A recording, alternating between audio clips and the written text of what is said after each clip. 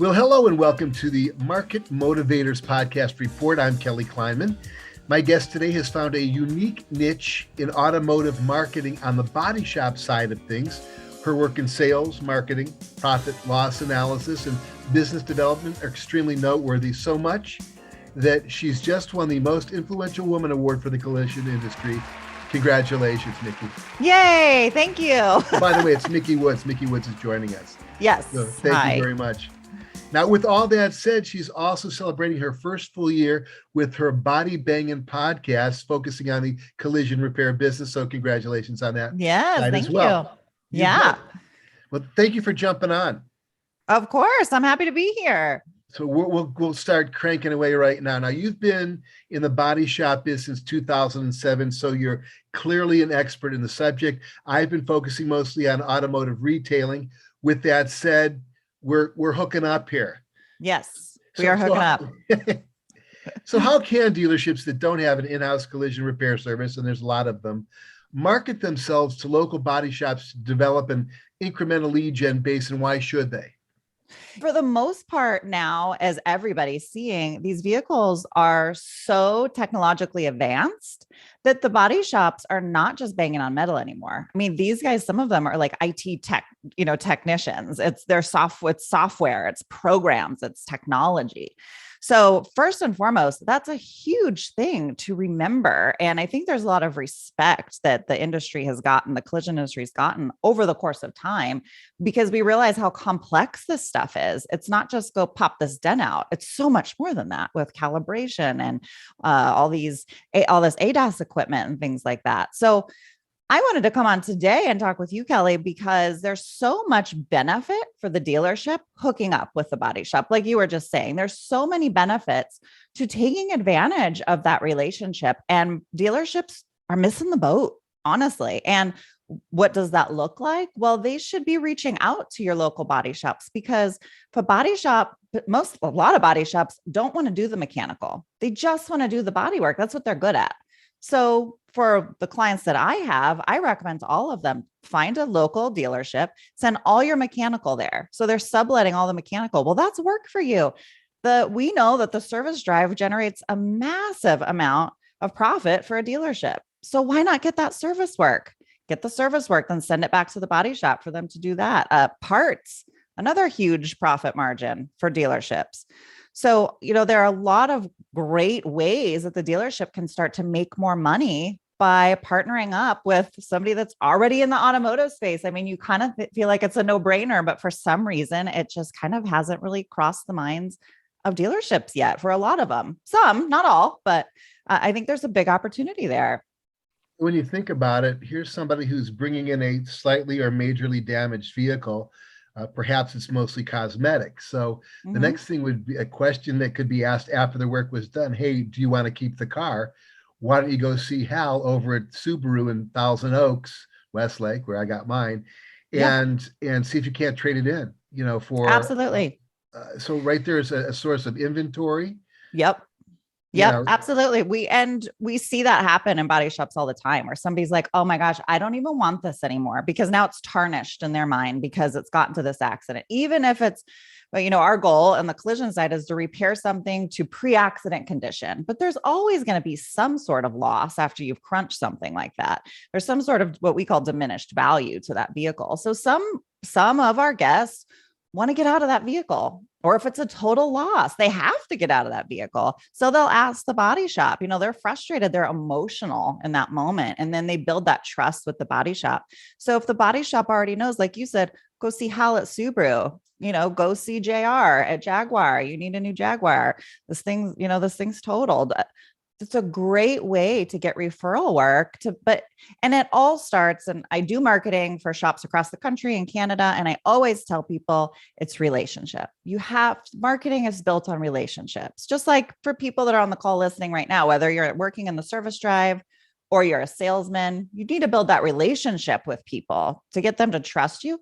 Same with the body shop. Build a relationship with people at the body shop. There's trust there with the relationship they have with their guest. That's a mutual guest of the dealerships and the body shops. Ideally, why not? You want them to be a certified collision repair facility. So let's kind of go over that real quick. Yeah, I think that's really, really important. And I'm seeing the ball kind of get dropped there on the dealership side. So just so everybody on the call knows, and Kelly, you may already know, the manufacturer wants body shops, collision repair centers to get certified by the manufacturer. And what happens is, and most dealerships don't understand this. I go into service drives. I coach people to go and do marketing. They go into service drives and they say, what body shop are you using? Are they certified? And most people look at you like you have three eyeballs. They don't know what that means.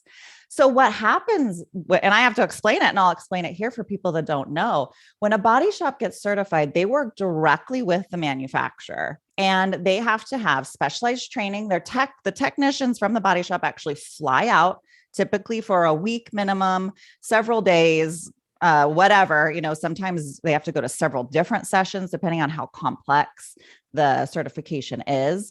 So they have to send out technicians to get specific training. They have to have very specific tooling in their shops that the manufacturer deems necessary. It's very similar to a service certification. When you work for a dealership, you have to be certified to do service work on that vehicle. Same thing on the collision side. There's a massive time investment. There's a massive financial investment for these shops to get certified. And they have access then to all the proper way to repair that specific vehicle. So if we're talking Subaru, like you had said, you have a Subaru, you want to go to a a certified Subaru body shop to get that fixed because they have the proper tools. The technicians knows what they're doing and they have the proper protocol for repairing that vehicle. And you may or may not know, but manufacturers are constantly changing what those repair procedures are.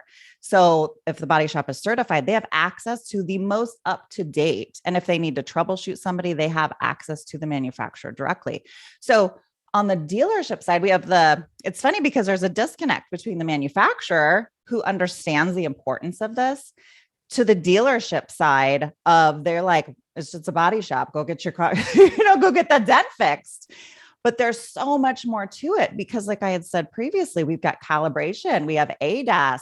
So all of those advanced driving systems in your vehicle, you get into an accident, it throws those off.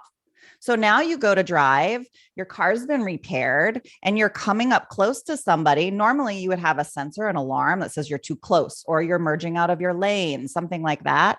If those are not calibrated properly, you'll go right into the next lane and ram right into somebody. So it's so important to know who your certified body shop is that's local to you and to work with them. Why not? I mean, they're certified, you're certified. Again, this seems like it should make sense, but I think it's not purposefully that dealerships are not using certified collision repair centers. I think they just don't know. They don't understand that there's all of this going on behind the scenes on the body shop side. They don't understand the opportunity. By the way, I was sort of chuckling to myself when you were going through the litany of certifications that they need and how complex it really is. I'm from the days of Bondo and Bill. Yeah. Bondo it and bill them. And that was it. That was back in Texas. So a little bit different and all. Yes. So you mentioned marketing and that you are a marketer and quite savvy at that. So as a marketer, what does your checklist look like when you visit a collision repair center client for the first time? Give me the top 5 elements that you look for. Well, first and foremost, we have to talk about where their needs are. I like to meet a shop where they're at because your needs might be different than somebody else's needs. You may already have a full shop, but you just got certified in Subaru. So you need to drive more work there. And so we need to push the gas pedal on that because you just made a big investment there. So we can specify marketing for certain certifications, or maybe you're slow and you just need to pick up work in general. So really just trying to figure out what is your shop about? What are your needs? And then we really kind of go from there. What are you currently doing? What have you done in the past? What's worked?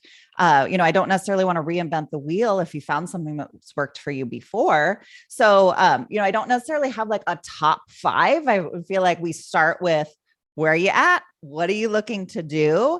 And then we can come in and then I create a strategy with the client and we talk about, I give in an ideal world, I would love if this was my shop, because I always treat all my clients as if it were my business. If this were my business, knowing everything that I know and learning the hard way, this is what I would recommend. And then I lay it out for them. I would start here. And I typically like to walk into the pool and not cannonball into it, because I also don't want to set them up for failure. I push them so much work that they're juggling too many balls, and then you fail. And that's not good for anybody. Yeah, so it's a needs analysis. That's the main For sure. thing. What do you For want to sure. achieve and such? Well, what are some of the biggest issues that you see in general body shop operations that prevent them from achieving greater success? Is it the ownership or the financial processes that handicap them the most? What is it, finding good body guys? Yeah, it's a mix of things. Trying to find good people is a huge struggle, especially right now. I feel like in every industry, that's very difficult. Culture is really big, because first and foremost, if I've got an owner that doesn't really see the value in something and doesn't really buy in, his staff isn't going to buy in. The team doesn't buy in. So then it's very hard to move the marker there. So, being flexible is really, really huge, and understanding the value of marketing, because most owners of a lot of businesses, but especially in automotive, they look at it as an expense versus an investment. And that's a huge perspective shift. And for my shops that I work with that see it as an investment, for example, talking about COVID, what they were marketing prior to COVID, I lost one client during that entire period, because everybody else had built such a solid business that although it shrunk, their marketing dollars, they could see were getting a return there. So why pull it? So, because there's value, they see the value, and that's huge to be able to move the mark. Oh, okay. The next logical question would be, from a marketing perspective, what online elements, just from a visibility marketing perspective, do body shops really pay attention to? Is it SEO? What do they do, or what are they not doing to improve their visibility and search ranking? Yeah, well, I would say some are doing some things and some are not. It's really all over the board. Yeah. Number one, getting your just free listings up, the Google listing, your Yelp listing, get them up and going with some nice pictures. People want to leave reviews, but they also want to read reviews. And having a place where you can read a good review, see some quality pictures is something free every business can do. Even dealerships, I see them dropping the ball on this, and it's something easy, free, simple, but common sense. Your website, a lot of people have websites. They may think that they look really pretty, but are they actually converting? So we actually have tools that we use on our side, heat mapping and watching actual behavior on the website. And then we can see digitally what people are doing when they get to your site. Then there are all kinds of other things that you can do. Some of the paid things that my agency provides that we see a lot of conversion on for body shops specifically, and body shops owned by dealerships. I have several body shops I work with that are owned by dealerships, and we do Google ads, which is one huge way to get conversions. And we do them a little differently than normal. And then geofencing, which is really big. The way that dealerships understand geofencing is different than the way we do geofencing on the collision side. So if you hear me say geofencing and you've done it in a dealership, I can tell you it's probably not the same, because I know the way that the owners do it on the dealership side. Collision marketing and dealership marketing, there are some similarities, but there are a lot of differences as well. So just because you do it one way because you have a dealership does not mean that that's the way you should be doing it for your collision center. Sure. I've always found that working the GMB page, just optimizing the GMB page, because that's actually where the vast majority of Google's criteria for why they should rank you as high as they do, 33% of it goes to the GMB page. Something like 12% now goes to the website, right, which is crazy. And really just a couple of years ago, it was 25% and 16%. Yes. So it's actually the Google My Business page is everything. And I've seen huge results, positive results from that. Yes. You're a coach now, not just a marketer. What is your coaching philosophy, and what kind of coaching style do you relate to the best? And then explain to the people what coaching is. We have a little insight into that as well. Yeah. So the coaching that I do is specific for marketing mainly and business growth, but we do business growth through marketing and sales. So that's the type of coaching that I do. And the way that I approach coaching is the way that I approach marketing. Very similarly, is meeting people where they're at, because I can have somebody that I'm coaching. If I'm giving them a list of 15 things to do, but they're wearing 17 hats, it's not practical that they're going to be able to go and implement all of these things that I'm suggesting that they go do. So it's really finding out where are we going to get? And again, very similarly to my marketing strategy, where are we going to get the biggest bang for our buck? How much time do you have to be able to allocate to what we are going to do together?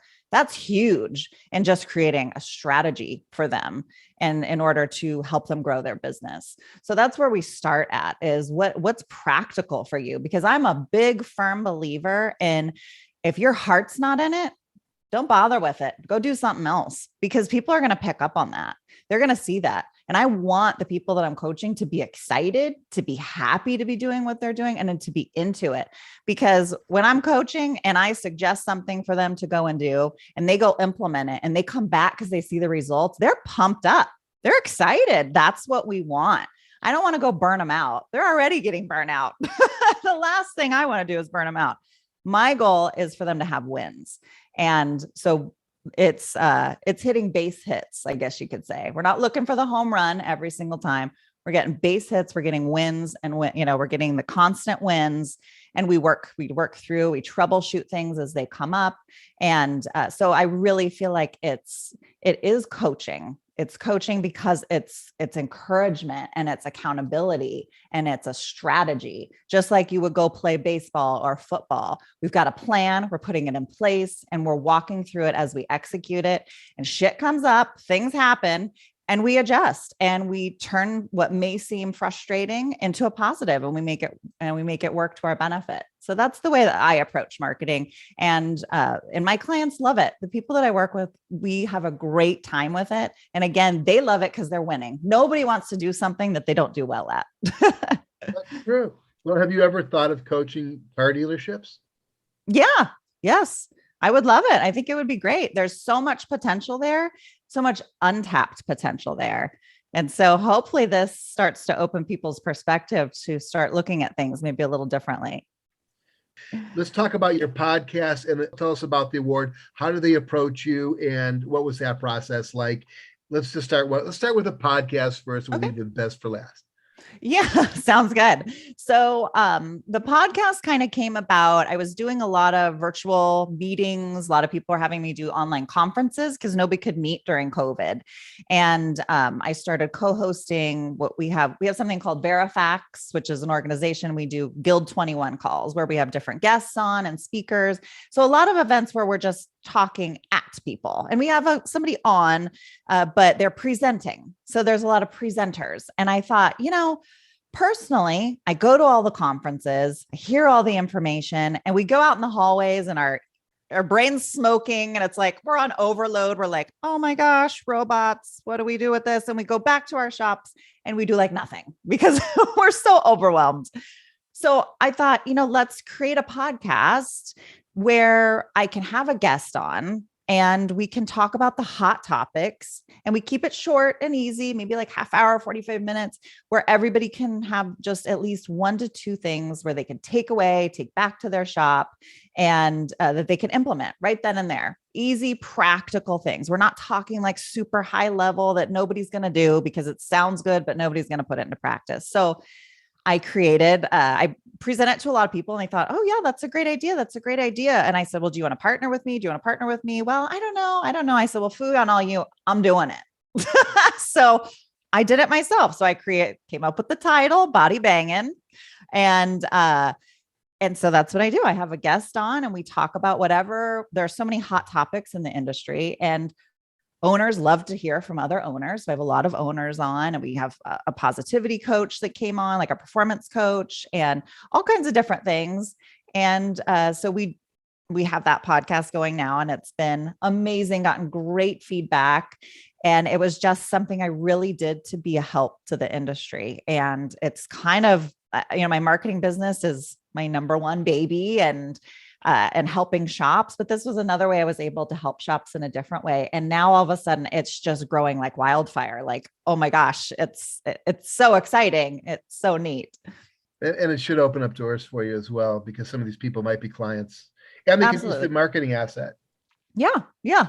You know, Absolutely. the energy that is. So you won the award, which is a great thing. Yes. And so right now there's applause going on, like that after effect. Yeah. Yay. Yeah. So that's kind of a really cool thing. So congratulations. And Thank you. do you think you could be a repeater? You're gonna double down on it next year again? And a repeater for the award or to buy another shop?